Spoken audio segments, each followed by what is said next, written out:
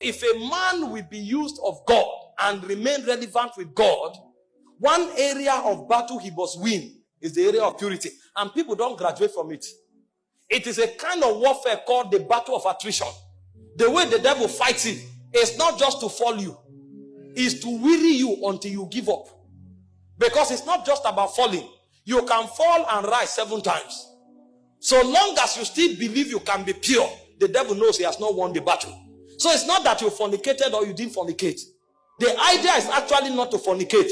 But most importantly is to come to the point where you tell yourself, I can live holy, I can live pure in a perverse generation. Because what the devil wants to achieve, and the reason why you fall every 3 months, is to get you to the point where you give up and say, Omo, this thing no dey possible. And then you even start suspecting that there is nobody who is truly pure, that everybody is just acting.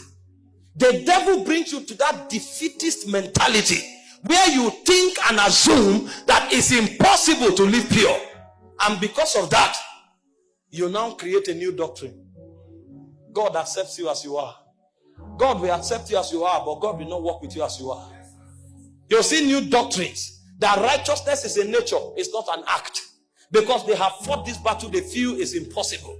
And so they weaponize it and makes it a doctrine. And that doctrine enslaves many. There are many churches today where immorality is normal. In fact, there is a system of managing it. If you come, you can point at many who are living in it. Pastor is managing it. In fact, there are many quarters today where cohabiting is natural. They feel it's a normal thing. It's a normal thing to just, a boy can just move into the house with a lady, or a lady move in with a boy, and they are living like husbands and wife, and it means nothing to them. It's normal. When you are going to minister, nobody is holy. All you need to do is just to ask God for mercy, because all of us, we are work in progress. And so they legitimize iniquity. Today we have thrown morality to the gutters. Look at scriptures and find out men who captains the move of God. The Bible spoke concerning Joseph. In Genesis 39 verse 9, a woman of a big man in the city threw herself at him. Those days, when you are a man of means in society, you marry the best of women. Just the same way you ride the best of horses. And this woman threw herself to Joseph, do what you want with me. I am all yours. And Joseph asked himself a question. How can I do this evil and sin against God? How can I commit this kind of evil? Nobody was seeing, but he knew God was seeing. I can't do this. The woman threatened him. I will not do it. In our generation today, we'll be the one going to pray, Lord, this temptation in this house. Hey, help me, oh, help me. What kind of temptation is this? Temptate what? The things that should attract anger from our spirit is what we are calling temptation. How can a married woman be affectionate towards you because she's beautiful? In our generation, we call it a temptation. It triggered anger in the heart of Joseph. And Joseph said, I will never do it. When the woman eventually accused him, the guy went into prison for 14 years. And there was no record that Joseph regretted of walking in purity. It was never documented that Joseph was angry with God or Joseph regretted for what he did. And suddenly the Bible will say, until the time that his word came. It said the word of the Lord tried it. The move of God in Egypt that saved the whole world was powered by a young boy that understood the place of sexual purity. If Joseph had compromised with Potiphar's wife, probably he would have become the head of the houseboys. He would have been promoted and be given a citizenship right. He would have become a senior houseboy forever. And there wouldn't have been a move of God in Egypt. Many moves of God have been aborted because of 5 minutes of pleasure in immorality. You thought nobody saw you, but heaven was waiting on you. That time when you were battling whether to do it or not, the fate of God was resting on you. The fate of a generation was resting on you. Imagine what would have happened to the world. The whole world would have died of hunger because that move of God was resting on one man. One man. There were not two. Only Joseph knew what to do. Only Joseph. So beyond having authority over senators, beyond having lordship over the house of Pharaoh, he was the lifeline of the move of God for that dispensation. If Moses had fornicated with Potiphar's wife, even his father would have died of hunger. The plan of God for a generation, except God intervened, the world would have been wiped off.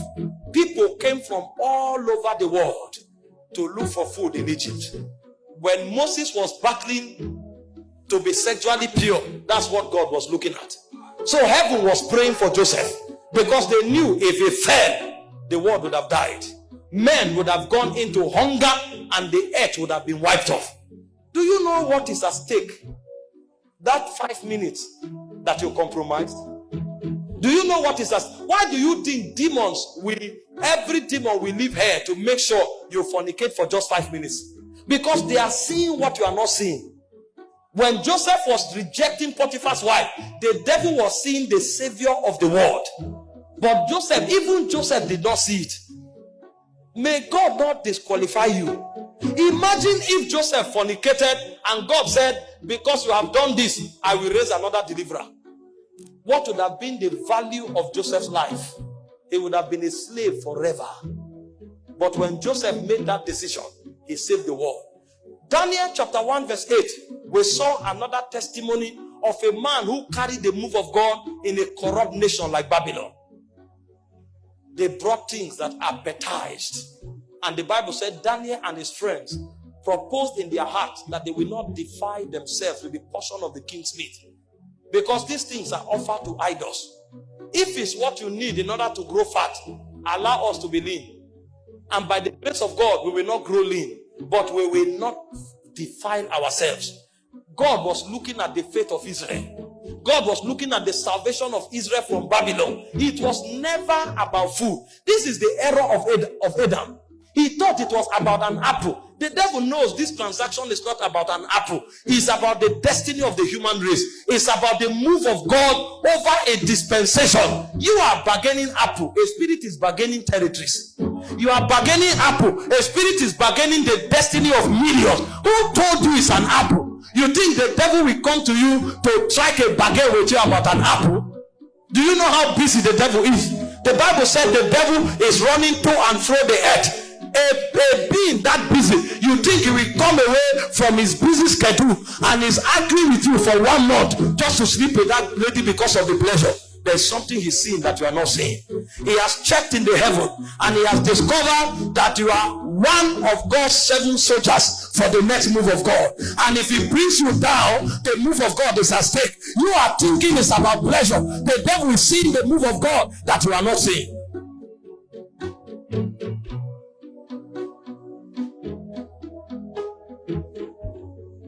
May God open our eyes to see what we represent in the move of God. Some of you who are sitting here now, you don't even have food to eat. But in the next 5 years, you are the one to supply food to Christians in Gombe. And you didn't know it's part of your agenda. Because when the move of God starts, there will be a need for somebody to man the gate of supplies. And you are the one heaven has chosen. And the devil have seen that if you are not there, many will die of starvation. And he has come 7 years before and projected an agent before you. The boy comes with a well-carved BS. He has spent 2 years in the gym, built his chest, and is coming to you in the evening with singlet and well-carved BS. And you are going to your room, you carry his picture, you are smiling, he sends you a message, you are beautiful. If you want to know, go to the mirror too will tell you the same thing. You look at one text message, you read it 20 times, you smile, you smile, you smile. You are bargaining something that is about to happen in 7 years. If you have understanding, you will delete that message, block that person's number, and invite him to church to meet your pastor. If you have not yet been converted, I have no interaction with you. For what has light got to do with darkness? What has light got to do with darkness? I have no business with you except as you are converted. Because I know my purity is not just because I love to be pure. It's because the move of God depends on it.